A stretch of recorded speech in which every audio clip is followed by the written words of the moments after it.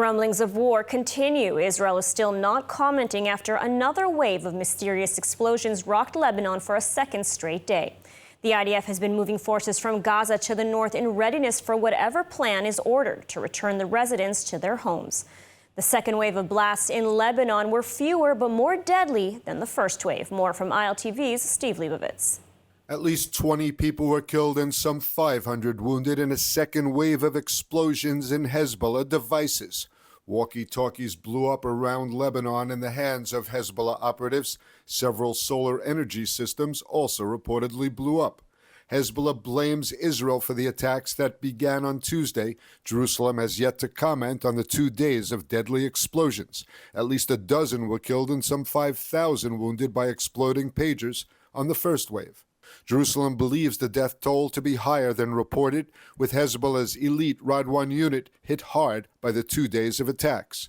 According to expert observers, fewer Hezbollah communications devices were blown up in the second wave of explosions, but the blasts were primed with more explosives, and thus the blasts caused stronger impacts. The devices targeted were walkie-talkies used by military communications and other components of these devices, and the attacks were designed to underline the vulnerability of Hezbollah's entire military communications network. Whoever pressed the button to detonate today's explosions may have assessed that after yesterday, Hezbollah would be checking everything it brought from the same suppliers, or indeed any supplier. Detonating the explosives in the devices now might have been considered the last chance to do so.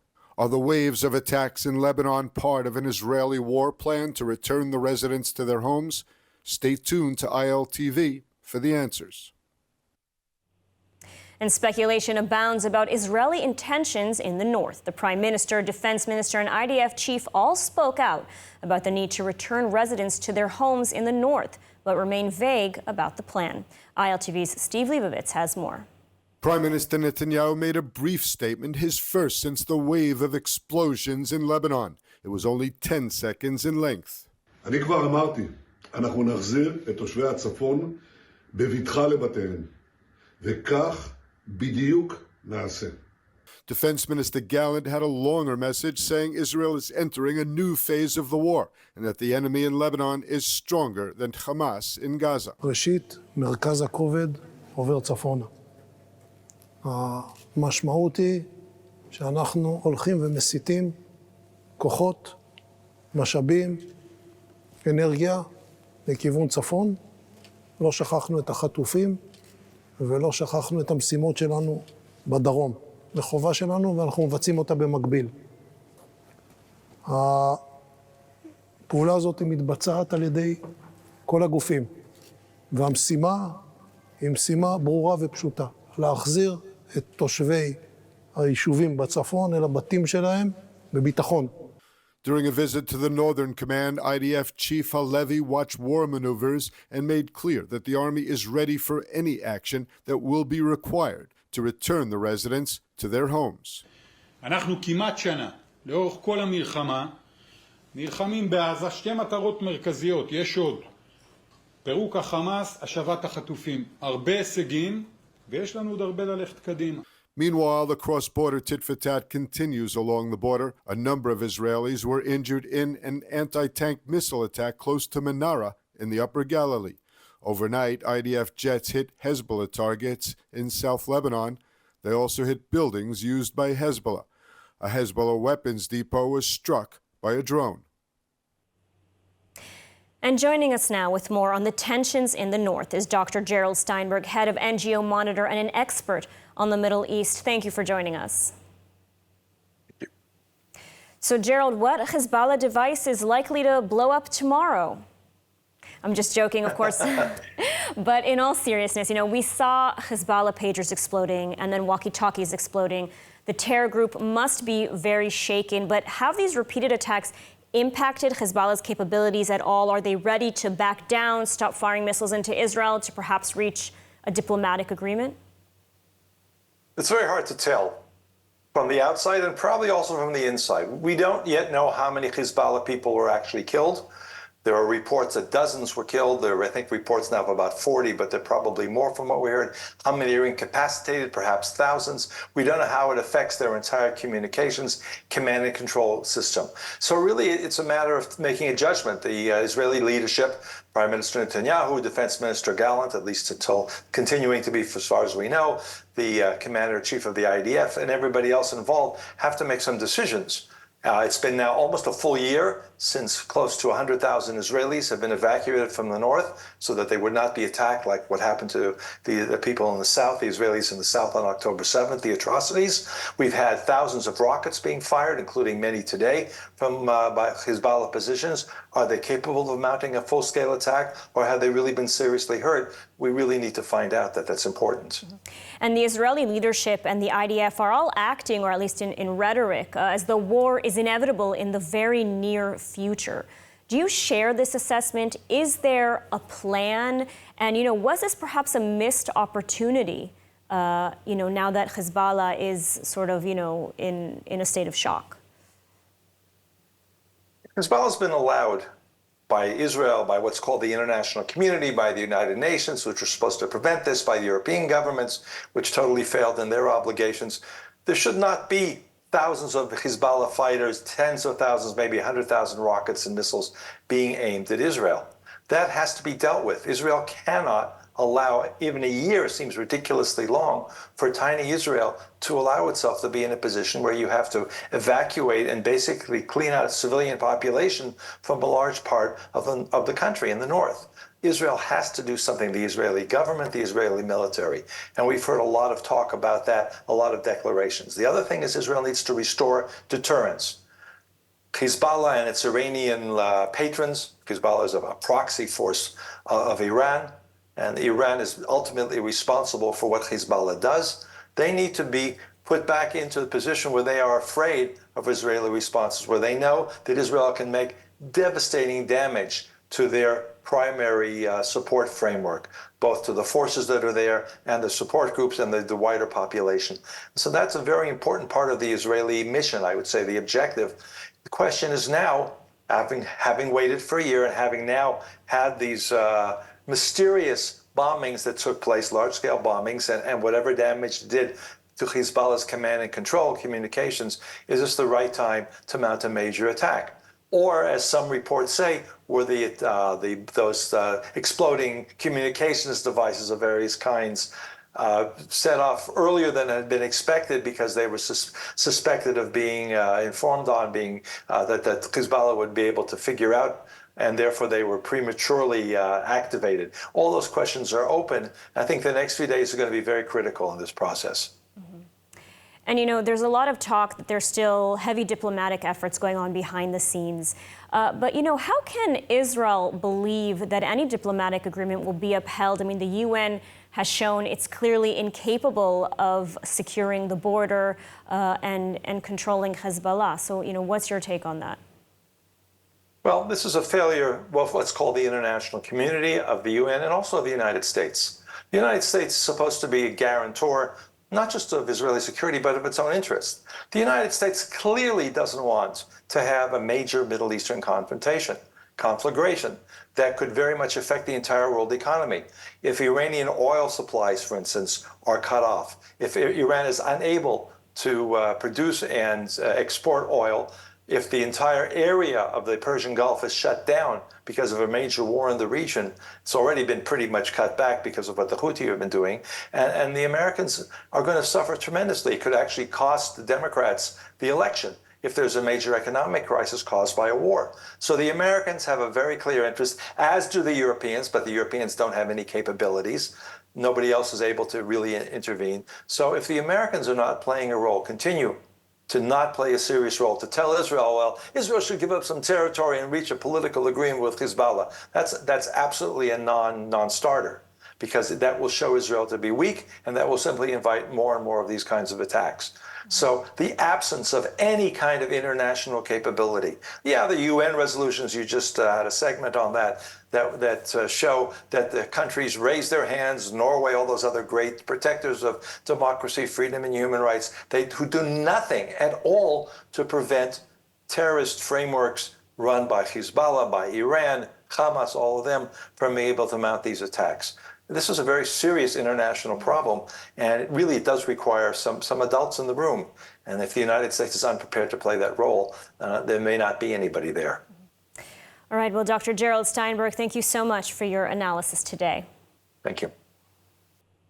And the Islamic Republic of Iran plotted to assassinate Prime Minister Benjamin Netanyahu, Defense Minister Yoav Gallant, and Shin Bet director Ronen Bar. The Shin Bet revealed today. The plot involved an Israeli businessman, 73-year-old Moti Maiman, who spent time living in Turkey. He was even smuggled into the Islamic Republic twice through Turkey to meet with intelligence officials. He reportedly asked for $1 million in advanced payments to carry out the assassinations. He appeared in court and was indicted on Thursday. This revelation comes after the Shin Bet this week named ex-defense minister and former IDF chief Moshe Ya'alon as the target of a Hezbollah assassination attempt last year.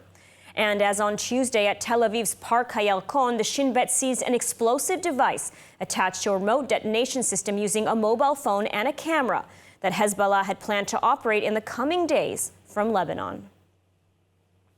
And Prime Minister Benjamin Netanyahu is calling out the UK government, calling its actions misguided. ILTV's Deborah Klein has more. In an exclusive interview with the UK's Daily Mail, Israeli Prime Minister Benjamin Netanyahu criticized UK Prime Minister Keir Starmer's government for sending mixed messages and for its misguided actions over the ongoing Gaza war. Netanyahu said, quote, "After the October 7th massacre, the previous British government was clear in its support. Unfortunately, the current government is sending mixed signals." He said the British government says that Israel has the right to defend itself, but then undermines Jerusalem's ability to exercise that right by reversing Britain's position on the unfounded allegations made by the ICC prosecutor against Israel and by blocking weapons sales as Israel fights against the genocidal terrorist organization responsible for the October 7th massacre. Earlier this month, the UK announced what it dubbed a partial arms embargo, suspending some 30 arms export license to Israel, including 4 fighter jets and drones. In the interview, Netanyahu said that these misguided actions send a problematic message to Hamas and called out the fact that the terror organization, which Israel is fighting, also murdered 14 British citizens and took 5 British citizens hostage. And now in other news, we go to ILTV correspondent Emily Schrader reporting from Washington, D.C. at the Israeli-American Council Conference, where former President Donald Trump is the keynote speaker. Emily, what's the latest from there? Hi, Lidar. So I am here outside the Israeli-American Council's annual conference, and today we will be hearing from former U.S. President Donald Trump. Of course, the security is tight as there have been multiple recent assassination attempts of the former president. And of course, we are expected to hear a lot of his support for Israel, long-standing support for Israel here at the conference. We'll also be hearing from Representative Elise Stefanik and other elected officials and high-ranking officials about the U.S.-Israel relationship. Now, Ms. Stefanik, of course, was the chair of the committee investigating anti-Semitism on American campuses, which has continued to be a problem in the aftermath of the October 7th massacre, including into this school year. Today we'll also hear from Peter Palchik, the Israeli Olympic medalist, and the Crown Prince of Iran, Reza Pahlavi, along with other Israel supporters. We are expecting to see thousands of Israelis and Jews and their supporters here in Washington, D.C. And on a personal note, this is an amazing display of support from the United States at, of course, a very, very difficult time in Israel when we're dealing with multiple fronts of war. It's great to see support for Israel here openly on the streets of the United States. Thank you, Emily. And thousands of Israel supporters gathered in New York this week for the Jerusalem Prayer Breakfast, uniting in prayer and affirming Israel's sovereignty over its biblical heartland. ILTV's editor Maayan Hoffman has the story. Thousands of Friends of Israel gathered in New York earlier this week for the Jerusalem Prayer Breakfast, showing their support for the nation and uniting in prayer for peace in Jerusalem. The event also aimed to affirm Israel's sovereignty over the biblical heartland. It's such a blessing to be here at the Jerusalem Prayer Breakfast, which serves as a channel of raising the awareness of Hashem to the entire world. Well, it's great to be here at the Jerusalem Prayer Breakfast. It's a crowd of strong Zionists, both Jewish and Christian. And, I had the chance to open up the event and speak to the crowd about the importance of Jewish sovereignty over the land of Israel. And it was a very warm reception, and it's very encouraging to see the support we get. The Jerusalem Prayer Breakfast is a unique initiative led by members of the Israeli Knesset, founded by former MK Robert Ilatov and co-chaired by former U.S. Representative Michelle Bachmann. Its goal is to build dialogue between Jewish and Christian communities, with the event taking place annually in Jerusalem and key cities worldwide. Year after year, the breakfast has served as a catalyst for change, drawing government leaders and key influencers from around the globe. This year's event came shortly after the International Court of Justice issued an advisory opinion that Israel should withdraw from Judea and Samaria, deeming its presence in the biblical heartland illegal. Just days after the breakfast, the UN General Assembly voted in favor of a resolution calling for Israel to withdraw from these territories within the year. Now, here at the Jerusalem Prayer Breakfast, our job is to take up the global agenda as far as the kingdom of God is concerned. Now, I say it in those terms because I'm talking in biblical terms. I'm talking about prophetic things. I'm talking about covenant things. You may know, or maybe you don't know, that the ICC and the ICJ just adopted a proposal on their floor. They're trying to ratify into law the Jewish existence in Judea and Samaria as being illegal. And they're calling for the Jewish existence in Judea and Samaria to be evacuated in the next 6 months. This is something that is completely against the covenant of God. This was the 21st prayer breakfast held outside of Israel. Previous events have been held in cities such as London, Singapore, St. Louis, and San Antonio. This year's gathering was especially significant in the wake of the October 7th attack that claimed the lives of more than 1,200 innocent Israelis. With over 100 hostages still held captive in Gaza, and much of the world distancing itself from Israel, Christian support and prayer remain critical to the nation's survival.